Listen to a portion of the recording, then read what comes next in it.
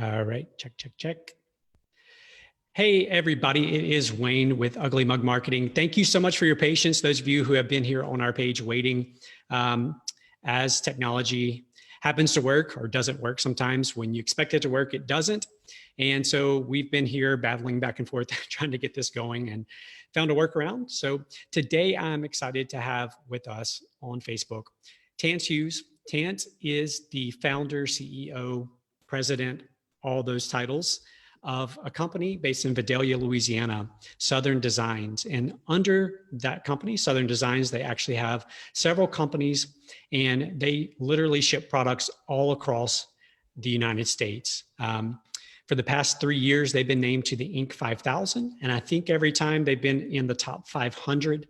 And then last year, they were named the second fastest growing business in all of Louisiana. So today, what we want to talk about is how Tance is leading his company during these times, during this crisis that we face as entrepreneurs, as business owners, how he's leading, and then also kind of talk through how his marketing has changed, if it has changed, as a result of everything that's going on in the world. So Tance, thank you so much for taking time and thanks for your patience with all these technical issues. Yeah, no worries. I'm excited to be here. I'm just glad we got it working. Yeah, well, thank you. So if you don't mind, just give us just a brief kind of overview and history of who you are and what your company does. Yep. So like I said, my name is Tance Hughes. I'm in Vidalia, Louisiana.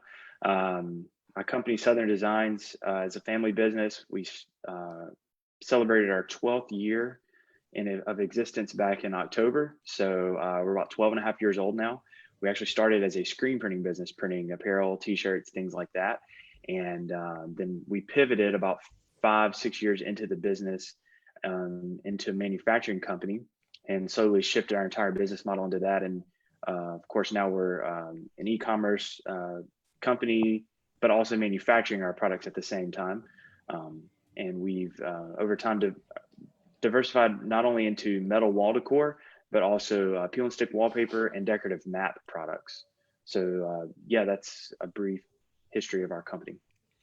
Yeah, and so for your companies and your different companies that you run now, y'all are literally selling products all across the country, if I'm not mistaken. And how has this current crisis affected that, or has it?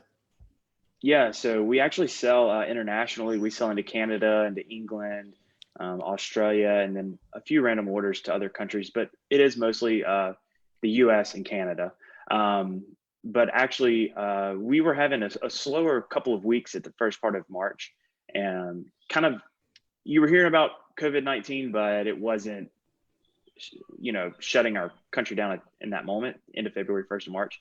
But we were noticing a fewer slower weeks, and it was a little, I don't know, curious about what was going on with our sales. It was a time of the year that we were supposed to start kind of getting busy again. And so as it kind of hit, the stay at home and everything started hitting, we actually had a slow week after that, a really bad week, probably down about 45% that first week with the stay at home. And so there was a little bit of panic that set in, but we were taking steps to mitigate as best as we could. And but since that first week, when everybody kind of started getting, used to staying at home or limiting their travel, people started spending a lot more time on the internet, they're shopping, things like that. And that combined with some new efforts that we made have turned that curve around. And each week we've gotten busier and busier, and our sales have definitely rebounded. So it's been a little bit of a roller coaster ride, but overall we've rebounded and now we're very busy. So yeah, so as a leader, as someone who leads your team, kind of what messaging or how have you communicated this roller coaster with your team? What have you said to them? How have you kind of kept them, motivated during this time, these trying times, these challenging times? Yeah, so that's interesting. I mean, you can say all the feel good things you want to say, but at the end of the day, the truth is that especially in the beginning, none of us really knew what to expect going forward. We try to reassure everybody, hey, look, even if sales stay down, we're going to do our best to keep you paid at least partially. We told them that we were going to do everything we could to keep a paycheck coming to our staff, and just letting them know that we were going to update them as often as we had information. that we were going to try to keep them working, and that our team, as far as those of the few of us that help with sales and marketing, we were doing everything we could to figure out, kind of navigate the uncertain waters that we were facing. And so really that's what we did at first. We were reminding everybody, we have a pretty small business still. I mean, there's about 35 employees or so. And we were letting them know, hey, look, we're family, we're a big team here. We all know each other. We're in this together. This is not some kind of big, global or corporation, whatever you want to call it. We're still a small business. We're all in here to help you. And, all of our success or failure is going to be together. So we're kind of in this, and we're just going to, we're going to do the best we can and get creative to kind of come out of this as good as we can. Yeah. And what was the response from your team? Kind of what was their response as you communicated these changes or these potential changes to them? Yeah, I mean, there was definitely some concern. Even you reassure them about them getting some form of pay and everything, even if it's not the full pay. There was still some concern there, but I think after about that first week when things were starting to kind of settle in, I think everybody else kind of was settling down and realizing that, we were going to work through it and do the best we could. I haven't had, any of our staff hasn't come up and complained about what we've done so far. So hopefully, they're all okay with it. And of course, where we are now, I'm jumping ahead a little bit, but we've restored full pay, thankfully. And so I think the concerns have even dropped there. And I think overall as a group, we're just really excited to be able to still operate, to still work, still earn a paycheck, generate sales, et cetera. So overall, the response has been good. I mean, our team's really gone over and above, doing what they can to help the company and to essentially do what they can to keep things as normal as possible. Yeah, one question. So you mentioned that when all of this kind of initially broke loose, and that first week your sales were down quite a bit.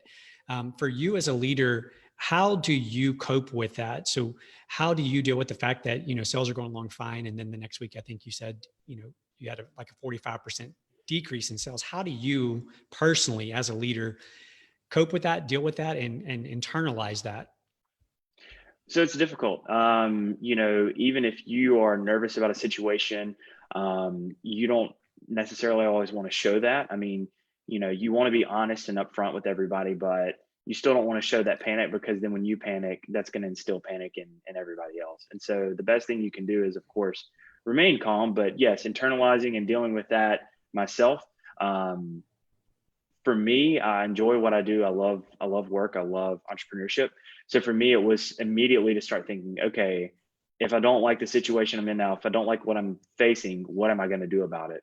And so for me, it was spending a lot of time just researching different ways to sell product, different ways to create messaging to consumers and potential customers, and finding essentially potential customers or existing customers who maybe had a financial situation that would allow them to continue to buy our products, because our products aren't a need, they're a want. So, understanding that people maybe that have higher income levels would be more likely to purchase right now. So we started shifting our focus on who we were targeting and then how we were targeting them with the messaging. And as I thought through that, I started to get optimistic and thinking, okay, here's a light, here's a path that we could go down, something that we can work towards to try to salvage, the situation that we're in. Yeah, that's great. And I think it ties directly into the next question, which is kind of centered around marketing. So you answered some of that just now in the way that you adjusted and changed your targeting, so who you're targeting, and as well as the copy or the messaging itself. Kind of walk us through a little bit more of that, and maybe even just share the platforms that you're currently marketing on in the midst of all of this. Yeah. So as an e-commerce company, we advertise on Facebook, on Google Ads, a variety of other platforms, other websites that we sell on. We sell on a lot of the large national websites as well, but the bulk of what we do is through Facebook and Google Ads. And we were just starting to look inside of those platforms, inside the data, to see what the data was telling us. I'm a firm believer in data and numbers, and that's how I make a lot of my decisions, especially when it comes to marketing. And so we started discussing how we could adjust some of our messaging and what kind of offers we were going to put out there, and adjusting that targeting. So, we've come up with a few new offers that are affordable, a little bit more affordable than we've done in the past. Price points that are $20, $30 products. We've been pushing a lot of free shipping because we know people are shopping online. They're looking for free shipping. So, we were trying some of that out. We were running some dynamic creative, which is essentially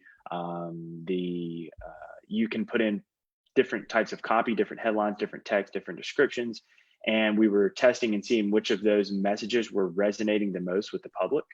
One of the insights we've taken out of this, for anybody that may be watching or listening right now, is, of course, people are very, very aware of Made in America.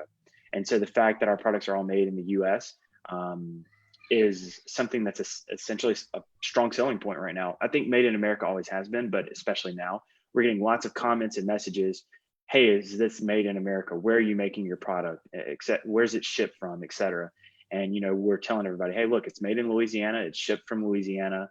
And this is something that is very much resonating with our audience right now.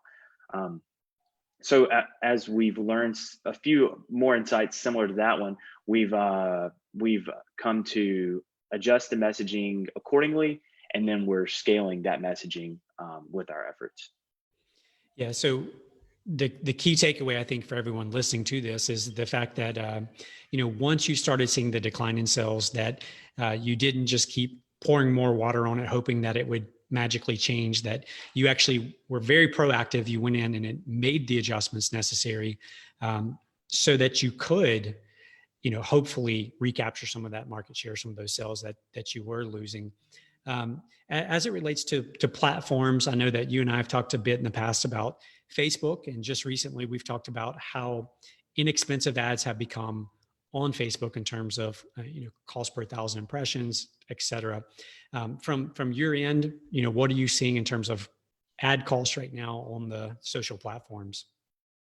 Yeah, so I know for a fact on Facebook, for us, when comparing this April to last April 2019, the ad costs are down for us about 32%, which is really incredible. I know March was down a lot as well compared to 2019. They're starting to rise a little bit because things are picking up, but they're still way down from where they have been. I know that, for us, the cost to advertise, of course, has gone down, but for us, we still have to be effective in our messaging and targeting, or that's not going to mean much for us. So you still have to have good quality ads and quality targeting.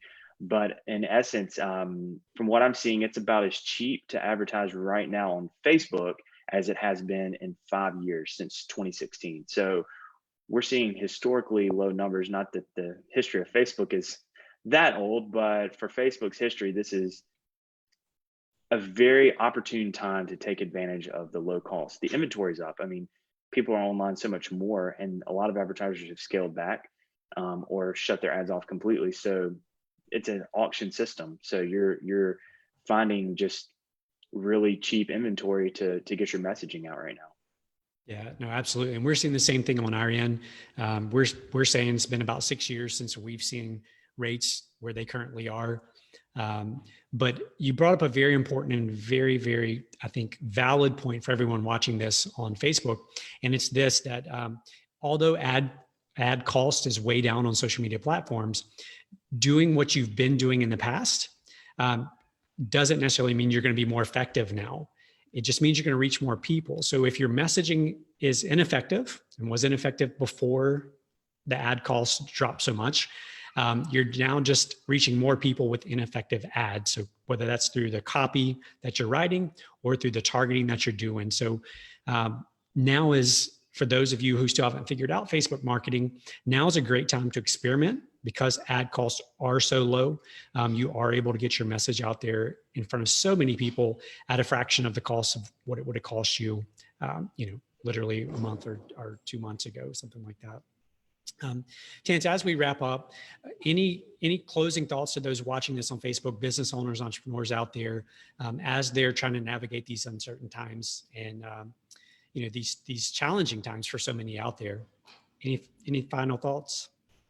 I would say that this opportunity is going to be here for a while. We know that the way that life was before COVID-19. It's going to take a while for it to get fully back there. We're seeing all of the officials say that it's going to be a phased return. So we know that this is going to be a long road back to the new norm, as people are saying now, the buzzwords. But the fact is that the opportunity is still there. And I know that I'm in a D2C products category, but even for service industry or any kind of professional service that's out there, there's still opportunity for you to market as well at these low costs. The biggest thing I would do, especially with a lot of people being at home right now and you having some time to kind of be mostly by yourself as opposed to in your office, there should be fewer distractions. So it's a great time to study and research and learn as much as you can about your business as a whole, but of course, marketing as well. I mean, I'm spending a ton of time just reading, researching, talking with other marketing professionals, watching videos, learning new tools and tricks for marketing. And once you get back in the office with everybody, there's more distractions, visitors pop in, the telephone's ringing, people walk in your office, what have you. And so now is like a great time to just kind of be by yourself, fill your head with knowledge. And I think those of us that do that are going to have a leg up on accelerating back into normal operating times. And so it's going to give you an opportunity to have an advantage against maybe other people in your industry, your competitors, et cetera. So spend that time studying and researching. That's what I'm doing right now, especially. No, that's great advice. And not to use the old adage or the old cliche, but spend time working on your business instead of in your business right now. One last question as we wrap up. Is there a particular book, so people do have time right now, is there any particular business books that come to mind that maybe don't necessarily address the current situation that we find ourselves in, but you think are just, some kind of fundamentals when it comes to business growth, marketing, et cetera? Well, there's a lot of books out there, and one of the problems I have with that I struggle with reading is that I'll start books and I never finish them. So I may not be the best person to recommend books, but one of the things I always recommend to business owners, and I don't know if this is where you want me to go with it, but there's a book called Strengths Finder by Clifton or Gallup, the testing agent group, public polls and opinions, and there's a test you can take, and then it kind of tells you some personality traits, but really more how you operate in business and ways to gain insights on your coworkers and your staff, whatever situation you're in. And I really love that because it's something that I always go back and read more of time and time again, because you can really learn how to work with your staff, especially in a remote situation. You can, call back things about your staff, your coworkers. And so that's something that I've actually been reading again recently. And then also in terms of marketing, this isn't a book, it's a website, but actually Facebook has a course called Blueprint that is a very good way to at least learn the basics of first the basics of Facebook advertising, but then you can go more and more advanced if you like. And so for a lot of those people who are trying to figure out, hey, where do I start with this? Of course, there are great agencies such as yours to help people with that. But also if they want to go read in, I think it's still important for them to have a basic understanding of how the platform works, even if they're not running the ads themselves, because it is a complicated, venture to get into. And unless it's something you're spending all day doing every day, which most business owners are not and probably should not, it's still something good to have some basic knowledge around. So it's a site that I recommend to a lot of people as well. Hope that's okay for me to mention that one. Yeah, no, absolutely. We actually have a couple of our staff who are Blueprint certified from Facebook. Yeah. And it's actually a pretty intense process. You actually have to take a test with a proctor remotely when you take the test to get certified. So highly recommend that as well. Tance, thank you so much for taking time out of your day. I know you're busy. And thank you to everyone out there on Facebook. Thank you for your patience. I apologize for the tech issues that took place and caused us to be a little bit late. But thanks again, Tance, for taking the time. Yeah, thanks, Wayne. Appreciate it. You bet. Y'all have a great day. Thanks so much for watching.